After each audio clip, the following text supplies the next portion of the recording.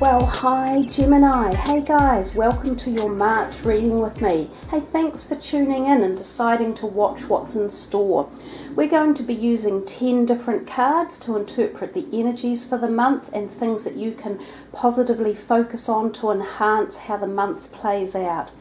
The first card you see before you is just the start of the reading. It's a numerical card that works with the energies of the Merkaba in the middle and also the words and colours as well. You have got the number 85, which actually says follow your dreams. You know, that's a magical wish and a magical inspiration. 8 and 5, of course, add up to 13 as one solid number, which breaks down to a 4. So for you, the third month of the year, which is March, has an energy vibration of 4. Then you can utilize that and pull on it. Also, that greeny blue in the background, the aqua color, often it's merging from the heart chakra up to the throat chakra energy. It is a little bit more blue than green, and that's about communication and interpretation of communication. There's also this aquamarine color right here, which merges really well with it too. So the Merkaba in the middle is very pink, so that's very much about love and calmness and peace and serenity. So if you bring all of those energies, colours, words and vibrations into your month and utilise it to follow your dreams, this is going to be where the reading starts and how we carry on in. So let's put those back and move that to the side. We are using the Morgan Greer deck, and we will be using one card for each week, and then underneath the cards we will have a soul interpretation energy card that will tell you a little bit more in depth about how your soul is connecting with the card's message.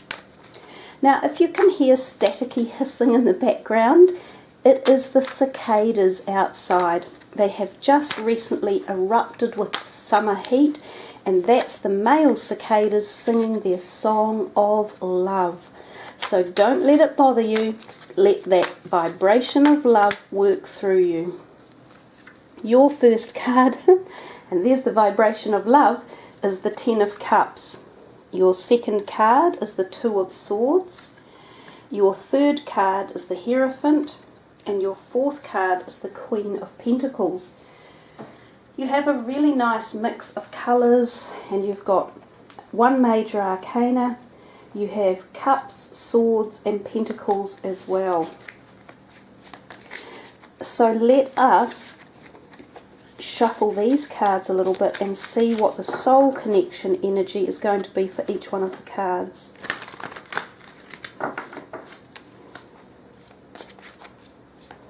Okay, Gemini. Pride,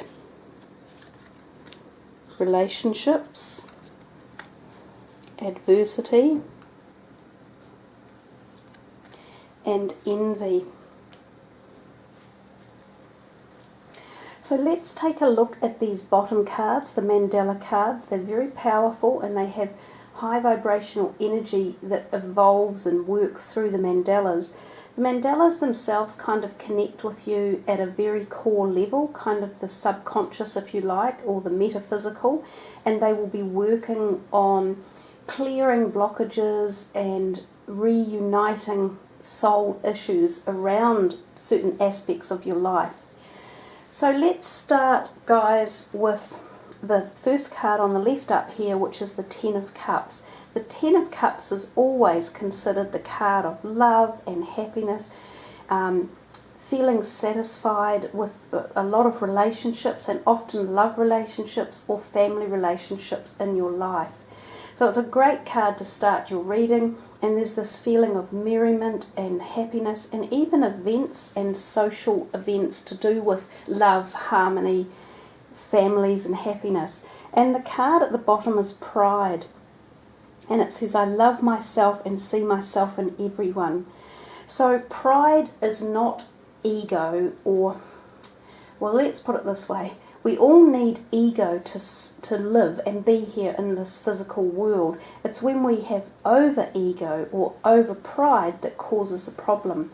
When we have self-pride, we are showing respect for ourselves, which means that we are united with our integrity values. When we feel good and we are happy and we are experiencing love and harmony and balance and manifestation, that's because we are aligned with ourselves and our integrity values, and some of the offsides of that are things like pride.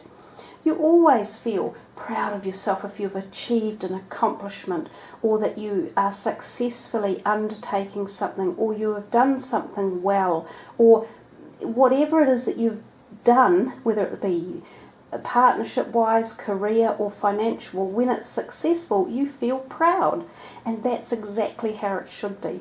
Don't underestimate the power of pride. So the pride is talking about the relationships and love. And it's saying when you love yourself, you put that energy out to everyone. So starting from within and loving yourself, that energy will exude itself out to all of your life. And your relationships could become more fulfilling and more harmonious and more giving and sustaining. So it's kind of like a never-ending cycle, this particular two cards there. They're both united with each other, and they're a link that provides the next ongoing circle, or the completion of the circle from above to below, from above to below. So really powerful, and just reinforcing that success and pride go together towards forming harmony and positivity and high vibrational energies. We come to your next card, sort of roughly the second week in, and it is the Two of Swords, and we see at the top of that card an ecliptical looking moon. So this could be taking us back to the eclipse energies of February. A lot of people will have gone through a lot of stuff at that time, and without doubt relationships were on the forefront. This says, I'm attracted to those people who serve my higher good.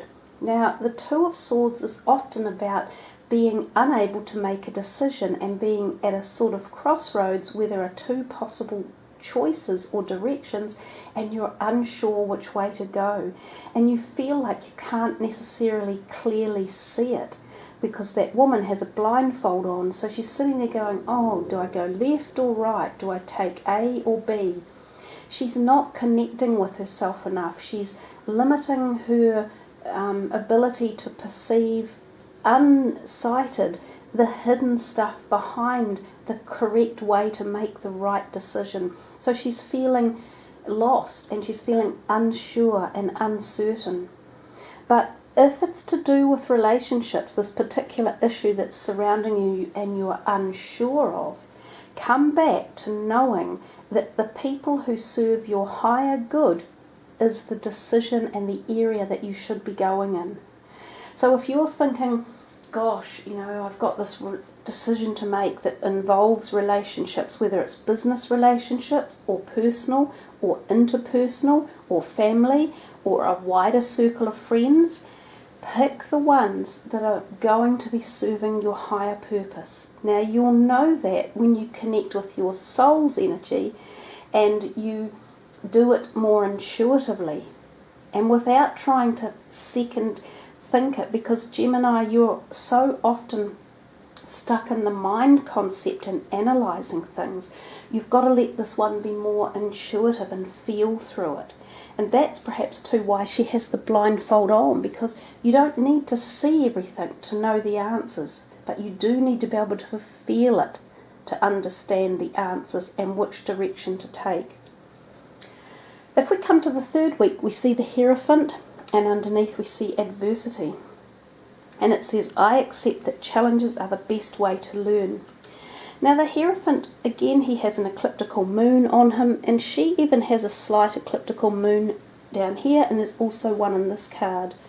So there's a lot of energy here that's telling me you guys may have had some quite powerful surgings of muck, if you like, coming up from that eclipse energy of February. They were quite strong, and in fact, while I'm doing this reading, we haven't even had the second one yet, but they are intense and powerful times. So often things get juggled around and shuffled to the side and repositioned, and a lot of stuff comes up.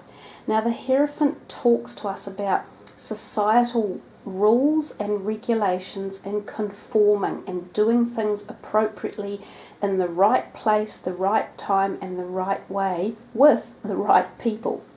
He also talks about religious constriction and following the rules of religion and indoctrination.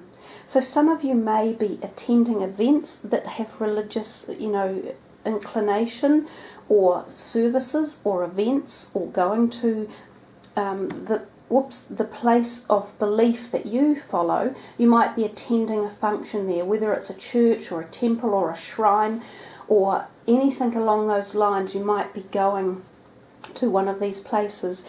And oftentimes this can also be the re-establishment of your own spiritual belief system. So some of you might be re-going down this road again, or rethinking your beliefs, or some of you may even be trying to break away from a tight stricture that's been holding you back in life. Like you might have felt, oh God, I can't do that because it wouldn't be accepted in my family or my church or my circle of friends, or oh, I can't do that because deep down I feel like I'm cheating or I'm not allowed to do it. Or some of you might be wanting to break free from those binds, but others of you are doing the exact opposite. You're reconnecting again and re-establishing your core ethics and integrity values. Now, the adversity card tells us that I accept that challenges are the best way to learn. So something in this particular area of the month, or this part of the reading, and that card and the energy around it are challenging you. So somehow you're feeling possibly a little bit bristly about why it's happening or how to deal with it, or that you want to push boundaries and break free a bit more. So remember, the Hierophant is trying to mould us into very specific societal rules, and we often get to points in our life where we go, no, damn it, I don't want to do that anymore, I want to break free. But to do that is really difficult, and there's so much we have to go through to get to the other side. There are many steps to breaking free of belief systems, especially things we were brought up with as children, that were taught to us when we were young, and within family boundaries. It's a very long process of de-establishing yourself from those areas. So that will be the case for some of you. And don't think of it as necessarily adverse, but think of it as the ability to change and the ability to let go of a hold of something. I look at this particular mandala as almost that being a lighthouse with these beacons of light coming shining forth from it. And because it's very blue, it talks to us about communication and talking through things, or negotiations, or understanding and comprehending, and also the meeting in the middle. So not everything goes one person's way. It's more about, okay, I'll give you this if you give me that, and we'll meet in the middle. It is also about the throat chakra and the areas of the throat. So we've seen here is where the moon is, and this is blue and the throat chakra. Some of you may have problems speaking, or speaking your truth, or speaking the words that you want to say to someone. Some of you may have physical throat issues like colds or viruses, or swollen glands, or tonsillitis. Some of you may need minor surgery on that. Some of you might need to balance that throat part more with nutrition and vitamins, lemon drinks and soothing things that help sore throats. Also remember that the throat chakra has the thyroid gland in it. So some of you might need some action on the thyroid area to reactivate that and get it up and running again. The thyroid gives us energy and helps us to balance logic and also metabolize our body fats and get our bodies going. So low thyroid can often cause low activity and depression. So that's another point there that was just coming in about these two cards together. Now we come to the last two here, and we see the Queen of Pentacles with a lot of beautiful yellow and gold colour, and underneath you've got the card to match it. In fact, these two go very beautifully together because we've got the reds and the golds and the reds and the golds. And it says envy. So the Queen of Pentacles is often associated with an earth sign person, possibly a woman. Some of you may find this woman coming into your life, and there may be a degree of attraction, sensual attraction. So it could be a new romance, or there could just be this lure. You know, she has this like, oh, I really like this person. She could become a good friend even. She can also be a person who deals with money and finances and is very good at it. She can also be a wealthy person. Now here's where the envy might come in. So when we are envious of what somebody else has, we automatically stop it from manifesting in our lives.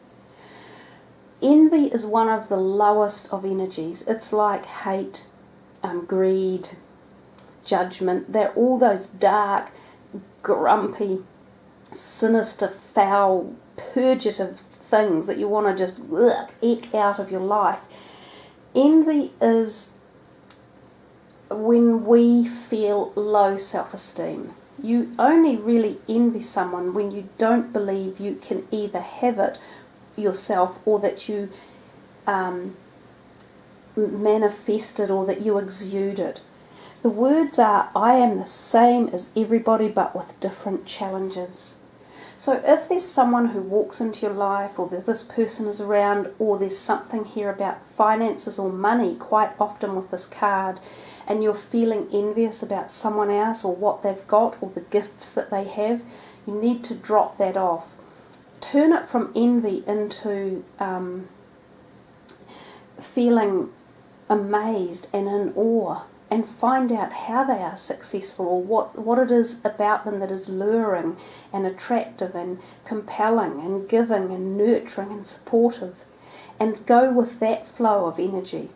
This person, she could be, and it could be a he, but more often than not it is a she could be here to actually hand some money over. She could be benevolently thinking of giving you some. Or you might be jealous that she has just come into money. So she could be like a sister or a friend, or someone who seems to have money when you wish you had it.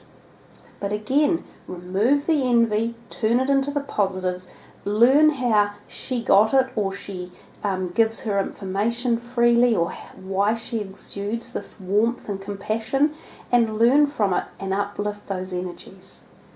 As I say, envy is one of the lower vibrations that we don't want to hold on to, so let it out the door. There you are, Gemini. Have you picked your mandala and which one you're most attracted to, and which one means the most to you? You have got a raft of different colours within the mandalas, but there's lots of this kind of paley, yellowy orange running through, which makes me think very much of the sacral chakra part of the body through here, and that's our creative source energy and our passion and our inspiration. So that's something to focus on as well. Let's put these cards away and see what your last message is for the reading.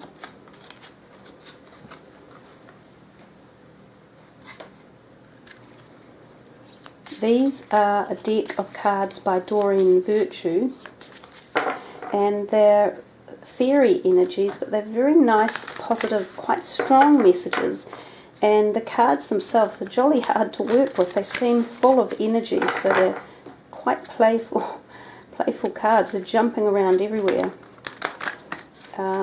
So this is for Gemini. What's the final message that you'd like to tell them? Birthday. So, although we aren't in the Gemini birth period, some of you will either have people with birthdays around, or we could be talking about rising signs within this birth period time. So the likes of the Piscean, you might have a Piscean rising sign, or an Aries rising sign. But the birthday card says a significant birthday holds the answer to your question. So, are there some sort of celebrations coming up, and is it someone you know, or are we talking about your next birthday, which could be a significant one, and that is coming soon. So some of you might be rolling into like a decade birthday, so your 20s, 30s, 40s, 50s, 60s, 70s, so on and so on. Every time we hit a decade becomes a marking stone of our soul's journey, and it is the turning over of a new 10-year cycle, so it is very important. And each time we hit those birthday periods, we climb up the ladder of life, quite literally. Yes, we grow physically older, but at the same time our soul hits another step of its evolutionary walk towards where it's headed. So you will learn more, you will gain more wisdom and more insight. And on the decade years, we often find important cycles take place or start to manifest for the next 9-year cycle as such. Especially for women, when women turn into their 40s, the period of their 40s, they're very, very powerfully strong, both physically, sexually, and often career oriented. So a lot of women bereft at leaving the 30s behind, because the 30s are the flirty 30s, lots of fun and quite, buoyant activity and gregarious and quite aggressive in the 30s. But the 40s bring with it much more feminine intuition and a bit more knowledge and acclaim and a bit more stability, and often children come in, if not already, but your children will start growing.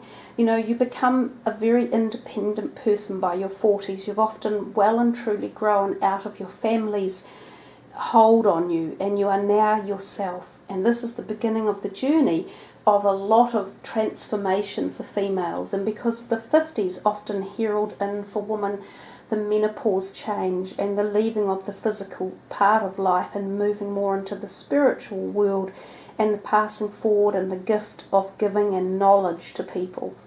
And for men it's similar. The 30s are a great time of physical prowess for men. It's almost your peak of sexual prowess and also physical strength, and often career really powers along in the 30s.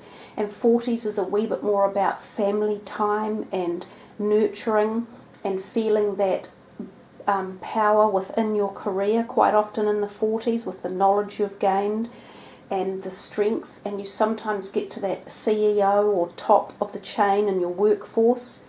And then the 50s becomes more about your completion of being this alpha male and the strength and support that you offer others in your life, and physical strength as well as the emotional, I'm the man, I can look after the people in my life. So think upon the birthdays around you and think upon your own birthday coming. If it's not a decade birthday, there could be something very significant happening for you in that time frame. And this is the start of a new process, a new venture or entrepreneurial activity. So there we are, Geminis. I hope you have a wonderful month ahead. Enjoy all the new possibilities coming your way, doors opening, and positive follow your dreams messages. And don't forget that one, because that was from the beginning of the reading. So there we are, guys. Have a great March. Thank you all for liking, subbing, and leaving your comments, because I love reading them all. Be safe, be happy. Much love. Namaste.